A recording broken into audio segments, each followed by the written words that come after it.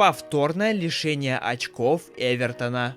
Ньюкасл ищет усиление. Юрист о понижении Сити и Челси. Обо всем этом и многом другом вы узнаете в этом ролике. А перед его началом я хотел бы сказать, что у меня есть группа ВКонтакте и Телеграм-канал, в которых выходят актуальные новости из мира футбола. Ссылки на них вы сможете найти в описании к этому ролику. Английский юрист допустила, что Челси и Манчестер Сити будут понижены в классе. Позавчера с Эвертона сняли 10 очков за нарушение финансовых правил АПЛ.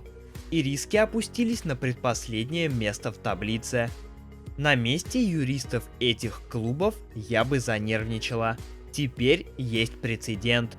И по сравнению с Челси и Манчестер Сити, нарушение Эвертона, скорее всего, находится на более низком уровне с точки зрения серьезности. Так что, я думаю, что вылет не исключен, сказала Кэтрин Фаршоу. Реал сообщил диагноз Винисиуса Жуниора. Игрок Реала и сборной Бразилии получил повреждение левого бедра в игре с Колумбией в квалификации ЧМ 2026.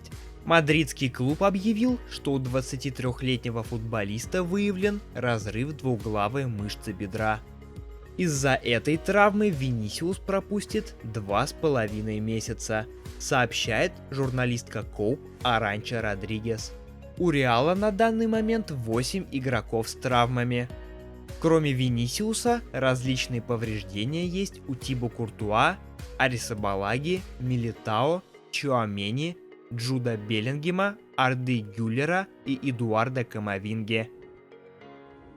Эвертону может грозить дополнительное лишение очков. С ливерпульского клуба сняли уже 10 баллов. После этого стало известно, что Бернли, Лидс и Лестер планируют подать в суд на Эвертон. Они хотят взыскать 300 миллионов фунтов из-за того, что санкции не применяли раньше. По информации Daily Mail, нынешнему руководству Эвертона не хватает средств, чтобы выплатить компенсацию этим клубам в случае, если их иск будет удовлетворен.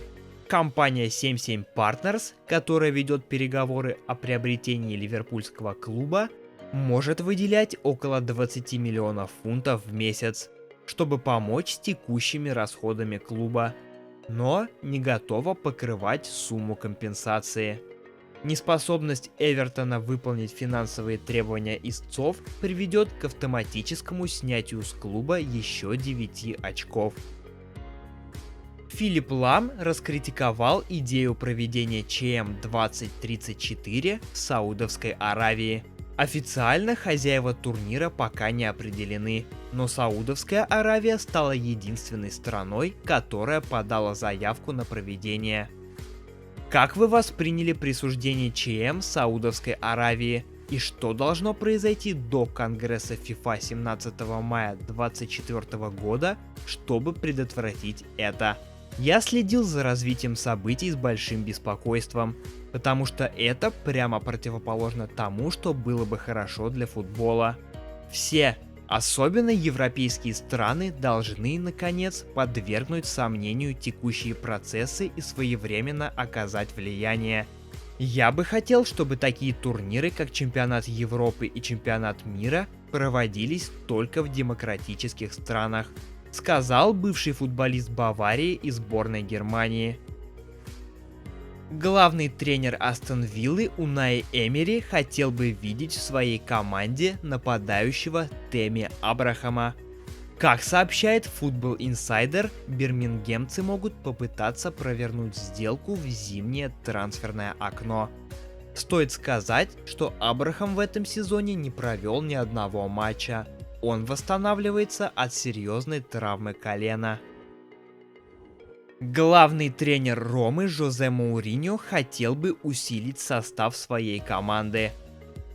Как сообщает Calcio Mercato, португальский тренер нацелился на двух защитников Челси. В этом шорт-листе находятся Трево Чалоба и Маланг Сар. Обоим футболистам 24 года. Чалаба оценивается специалистами авторитетного портала Трансфермаркт 18 миллионов евро, а Сар 6 миллионов. Полузащитник Аль-Хиляля Рубен Невиш в скором времени может вернуться в АПЛ, где ранее выступал в составе Вулверхэмптона. Как сообщает 90 Min, Ньюкасл готов приютить португальского полузащитника. Отмечается, что если Аль-Хиляль откажется отдавать футболиста в аренду, сороки могут согласиться оформить трансфер на постоянной основе.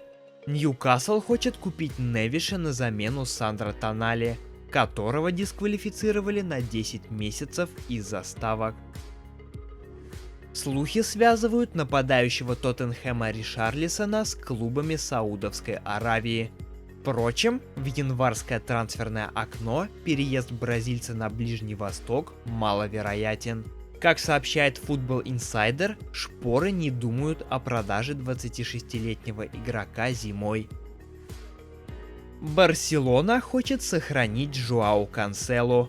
Португальский защитник присоединился к Блаугране на правах аренды из Манчестер Сити перед закрытием летнего трансферного окна. В рамках Ла Лиги он провел 10 матчей и забил 2 гола. По информации Diario Sport, каталонцы хотят продлить аренду Жоао еще на 1 сезон. Манчестер Сити, в свою очередь, не рассчитывает на игрока и хочет его продать. Англичане могут согласиться на еще одну аренду, но только в том случае, если сделка будет предусматривать опцию выкупа, которая будет превышать 35 миллионов евро. Тоттенхэм заинтересован в приобретении вингера Барселоны Рафиньи. Об этом сообщает Футбол Испана. По информации источника, шпоры намерены попытаться приобрести бразильского футболиста летом 2024 года. Ожидается, что каталонский клуб будет готов продать Рафинью за 70 миллионов евро. Подчеркивается, что продажа вингера поможет Барселоне преодолеть часть ее финансовых трудностей. Марсело Гальярдо прокомментировал информацию о возможном назначении на пост главного тренера саудовского Аль-Иттихада. «Я приму предложение Аль-Иттихада, это уже решено, в том числе по личным причинам. Меня мотивировали огромным проектом в интересном чемпионате. Подобная работа навсегда изменит мой разум и тренерское видение. Я смотрю на это как на новый вызов, и меня это мотивирует. Мне не терпится вернуться к тренерской работе», приводит слова Гальярдо журналист Фабрицио Романо.